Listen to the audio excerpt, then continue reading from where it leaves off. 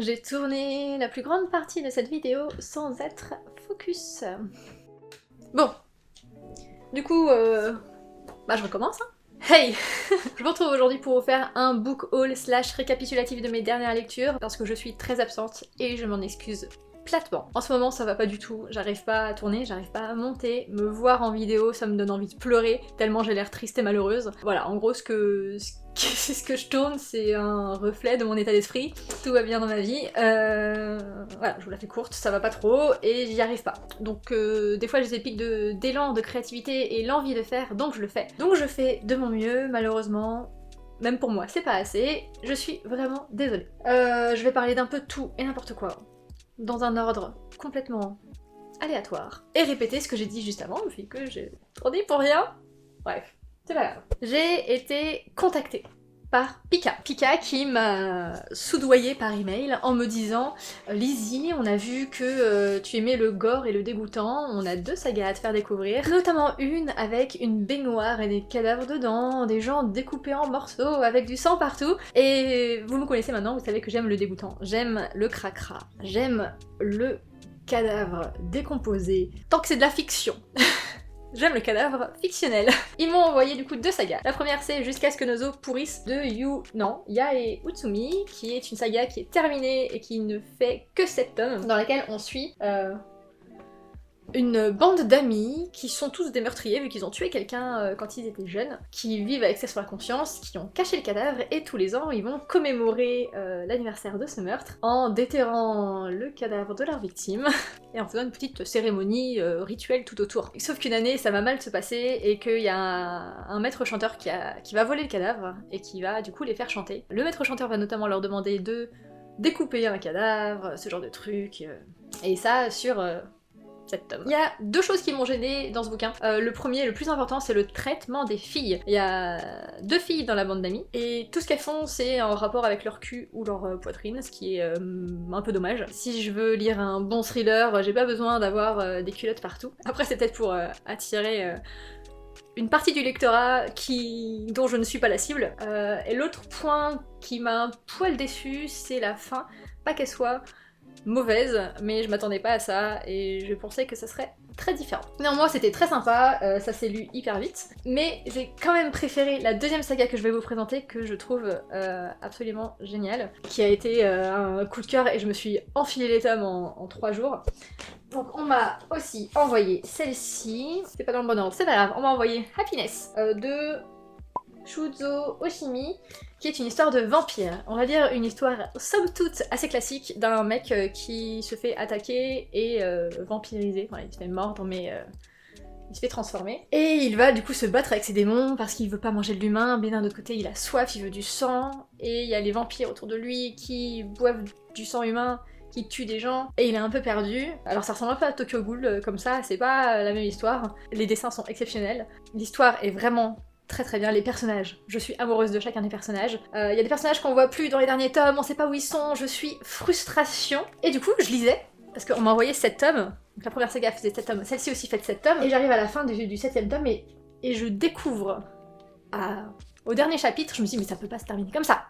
Ça ne peut pas se terminer comme ça. Il y a un personnage, je sais même pas ce qu'il a fait, je sais même pas où il est, et en fait j'ai découvert que c'était une saga en cours qui n'était pas du tout terminée. Donc pas que je sois déçue, juste que je voulais la suite immédiatement et que je ne l'avais pas. Alors j'ai vu que le tome 8 était en ce moment en librairie, donc c'est du saga actuel qui est en ce moment et c'est vraiment très bien. Je vous conseille grandement, si vous aimez les histoires de vampires, de vous pencher sur la question et de découvrir. Je pense que ça va beaucoup vous plaire. J'ai craqué et comme le monde entier, je suis complètement accro de The Promised Neverland. J'ai acheté les tomes 3 à 10, alors le 7 devrait être ici, impossible de mettre la main dessus, je sais pas ce que j'en ai. On vous en parle tout le temps, vous savez ce que c'est, des orphelins qui sont enfermés dans un genre d'orphelinat et ils vont se rendre compte qu'en fait c'est pas un orphelinat parce qu'au lieu de leur trouver des familles, ce sont les victimes d'un élevage de viande et ils se font bouffer par des gros démons. Et ils vont tenter de s'échapper de tout ça, les derniers tomes sont complètement fous, mais on sent que ça va durer très longtemps par contre. Parce que on sent que ils veulent laisser traîner l'histoire en longueur, ils veulent pas que ça se termine en 20 tomes, on est parti pour 70 et je n'ai pas envie de me faire un 2e Naruto.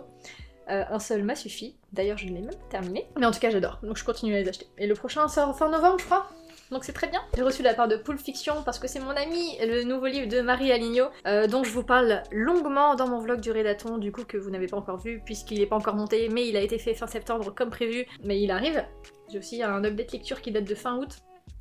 À vous monter. Dans Wicca, le manoir des sorcelages, on suit Avril et Octobre, une sœur et un frère, qui, accompagnés de leur ami Nour, vont se faire attaquer par un démon et vont devoir s'en débarrasser. C'est un roman jeunesse fantastique, donc c'est pour les 8-12 ans. Donc si vous aimez les livres jeunesse, allez-y, foncez, c'est hyper bien. Il y a un message hyper sympa et important, donc si vraiment vous connaissez quelqu'un qui est dans cette tranche d'âge, qui a besoin d'un petit boost de confiance en soi, c'est le livre parfait pour ça. Je continue avec les mangas, j'ai reçu le premier tome de Demon Slayer, qui m'a été envoyé par Panini, à l'occasion de la réédition de cette saga. Alors je suis pas experte, mais je sais que l'anime est hyper populaire en ce moment, qu'il y a beaucoup de gens qui regardent, et moi j'en avais jamais entendu parler parce que je regarde pas trop d'anime. J'en regardais beaucoup il y a une dizaine d'années, mais je pense qu'on a plus le même âge.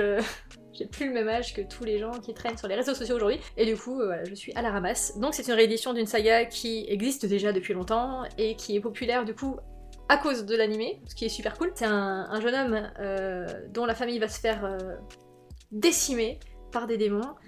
Sa sœur va se faire transformer en démon, il va essayer de protéger sa sœur de tous ceux qui veulent le buter, tout en butant des démons, sachant que si la logique était logique, il était censé buter sa sœur, mais comme c'est sa sœur, il la bute pas. Premier tome vraiment excellent, j'ai envie de savoir la suite, donc je pense que je vais suivre cette saga. On change un peu, j'ai fait un petit tour chez mes parents récemment, et j'ai acheté pas mal de bouquins. Oh, il y en a plein qui sont encore chez eux. Est-ce qu'il y a des trucs importants? Ouais, non, ça va. Je vous en parlerai dans le prochain book haul. Du coup, j'ai acheté récemment deux des bouquins de Clémentine Beauvais. Ce sont ces bouquins un peu plus young adult, on va dire. Songe à la douceur, qui pourrait même être carrément de l'adulte, selon moi. Mais qui suis-je pour juger? Et Les Petites Reines. Les Petites Reines, j'ai trouvé ça vraiment excellent. C'est trois filles dans un collège-lycée.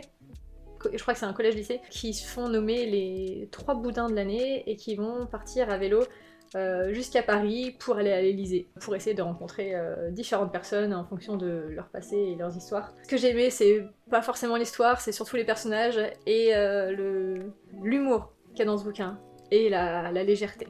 J'ai trouvé ça vraiment très cool. Et Songe à la douceur, qui est une de mes dernières lectures, c'est une histoire d'amour entre deux personnes qui se sont connues quand ils étaient adolescents, qui se retrouvent 10 ans plus tard, et il s'est passé un truc quand ils étaient jeunes et on sait pas trop ce que c'est, et quand ils se retrouvent c'est magique on va dire, enfin ils ont envie de se retrouver, et c'est pas écrit en prose, enfin c'est écrit en vers. J'ai adoré le système d'écriture, j'ai trouvé ça très agréable, surtout qu'avec l'histoire ça se mariait bien, et ça ne bloquait pas le récit d'avoir de temps en temps des mises en page un peu farfelues. J'ai trouvé que ça faisait vraiment respirer en plein milieu d'une phrase, pile quand il le fallait, et c'était vraiment très intéressant.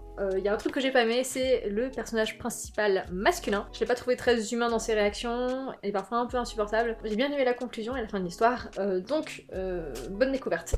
J'ai acheté un guide de voyage pour l'Écosse, parce que l'année prochaine je me prévois un mental breakdown et je vais m'isoler une semaine sur l'île de Skye, et peut-être un petit peu ailleurs aussi. Donc voilà, je me suis acheté un guide. Si ça peut vous intéresser, si vous avez des bonnes adresses, dites-les moi. J'ai fait plein d'achats à cause de Louise qui lit toutes les BD du monde qui sortent et qui me les fait acheter à chaque fois parce que je les screenshot en story. Donc j'ai acheté In Waves, c'est un récit autobiographique bouleversant, une grande histoire d'amour, la traversée d'un deuil et une ode à la culture surf. Il paraît que c'est vraiment trop bien, j'en sais pas plus. Je l'ai eu à 17,30€ chez Gibert. Et à cause d'elle aussi, j'ai acheté Tout va bien. Tout ce que je sais, c'est que c'est sur la dépression. Il est en excellent état, je l'ai eu à 14€, je suis super contente. Il paraît qu'il est vraiment très bien sur ce sujet-là. Et comme je vous le disais, en ce moment, moi, ça va pas. Donc on va s'enfoncer un peu plus en lisant des choses sur le sujet. Et regardez comme ils sont beaux ensemble. Voilà, j'ai fait des achats esthétiques. Ah oui, ça! Vous vous rappelez qu'une fois, j'avais acheté l'intégrale 1 des Aventures d'Hercule Poirot d'Agatha Christie. C'était cette édition-là, et ça coûtait genre 25€. Je suis allée à Gibert, je les ai cherchés partout. Je me suis dit, si jamais ils sont là et qu'ils sont en occasion, je les prends. Ça, c'est le volume 2, qui est le volume 5 de l'intégrale d'Agatha Christie, parce qu'il y a aussi les Miss Marple et ses one-shots, etc. Dedans, il y a Le Train Bleu, La Maison du Péril, Le Couteau sur la nuque, Le Crime de l'Orient Express, et Drame en 3 actes, et j'ai juste vu le film Le Crime de l'Orient Express au cinéma, le plus récent, devant lequel je me suis lamentablement endormie, tellement c'était chiant. Et du coup, j'ai vu le volume 3, et il était genre à 21 € au lieu de 25. Et là j'ai attrapé le volume 2, qui est globalement dans un excellent état. Il était à 8,70 €. 8,70 € alors qu'il en vaut 25. Je les ai pas prévenus qu'il y avait peut-être un petit problème d'étiquetage. En fait, si tu prends les 6 tomes, t'en as pour 150 balles quoi. 25 x 6. 4, 5, 6, ouais. Et j'ai eu bon. C'était ça. J'ai acheté ça. The Lonely City parce que je l'avais vu à Shakespeare & Co. Je trouvais la couverture très jolie. C'est une femme qui est partie s'isoler à New York. Et je pensais qu'elle allait parler de sa solitude à elle, mais en fait elle analyse la solitude par les œuvres d'art. Et elle analyse plein d'œuvres d'art que je ne connais pas du tout. Donc j'ai commencé, c'est sûrement très intéressant, mais je ne comprends rien et je passe ma vie sur Google à regarder de quoi elle parle. Donc très frustrant. Néanmoins, la couverture est charmante, donc je pense qu'elle ira très bien dans mes bibliothèques. J'ai acheté Sorcière, la puissance invaincue des femmes de Mona Chollet. J'avais déjà Beauté Fatale, j'adore les éditions Zone.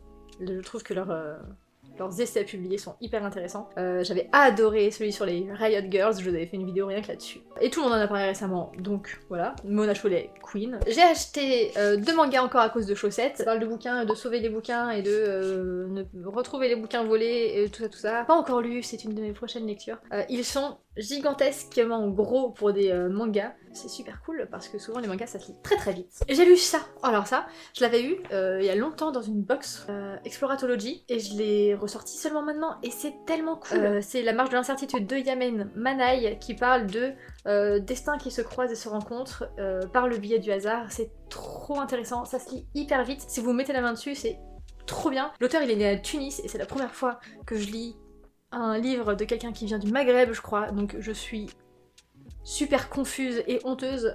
C'était tellement cool. Juste des destins croisés comme ça. Une histoire feel good du bonheur. J'ai acheté des comics, je vous la fais courte sur celle-là. J'ai acheté Paper Girls, le tome 6, donc je vais être à jour une fois que je l'aurai lu. Vous vous rappelez que je vous disais que l'histoire m'intéressait plus vraiment, mais je vais continuer à suivre quand même. C'est magnifique, les couleurs, oh là là. Et regardez-moi ça. J'ai acheté complètement par hasard celui-ci, Ophiuchus, juste parce que les couleurs à l'intérieur étaient incroyables. Je sais pas du tout de quoi ça parle. Je vais essayer de vous faire des close-ups si j'arrive à avoir assez de batterie pour le faire. C'est magnifique, sublime.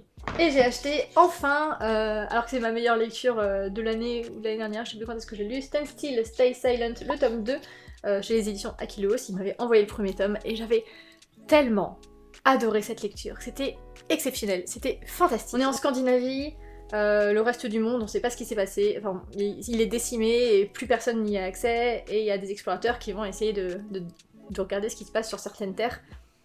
Sublime. Ils sont dispo en webcomics si vous voulez regarder un petit peu, notamment en anglais. Je crois qu'ils sont de base dispo en anglais. Voir si ça peut vous intéresser, c'est trop bien. Et enfin, j'ai lu Le Mur Invisible de Marlène Haushofer, dans lequel on suit une jeune femme qui est chez des amis, dans une maison dans la forêt, et d'un coup va y avoir un genre de gros dôme qui va se mettre par-dessus une partie du terrain, et tout ce qui va être en dehors de ce dôme va mourir. Donc elle va voir le village en contrebas où plus rien ne se passe, elle va avoir des oiseaux morts je crois, ce genre de truc, et elle va comprendre qu'elle est seule au monde, dans son petit espace clos, avec un chien et quelques autres trucs que je vous laisserai découvrir. C'est une histoire sur la solitude, c'est une histoire sur aussi la survie, le fait de se débrouiller, beaucoup de réflexions sur son passé et son futur, et ce qui est un peu déstabilisant, c'est qu'elle parle d'un truc qui va se passer à toute fin du bouquin, assez tôt dans le récit, et du coup tu sais qu'il va se passer un truc qui va potentiellement te briser le cœur, et tu l'attends. Et tu l'attends, et tu l'attends. Tu sais qu'il arrive. Voilà, je trouve que c'est un livre important. Il est un peu long. Je pense qu'on peut facilement s'ennuyer dessus. Mais en tout cas, c'était une très bonne lecture pour moi. J'ai réussi à tout faire en moins de 25 minutes. C'est assez exceptionnel. Je sais que j'ai parlé très vite. Trop vite. Et que vous allez me le dire. Et j'en suis désolée. Je parle vite. C'est tout. Mettez la vidéo en 0,75. Ça peut me faire ralentir. J'espère vous retrouver très vite pour les prochaines vidéos. Et je vous dis à la prochaine. Bye.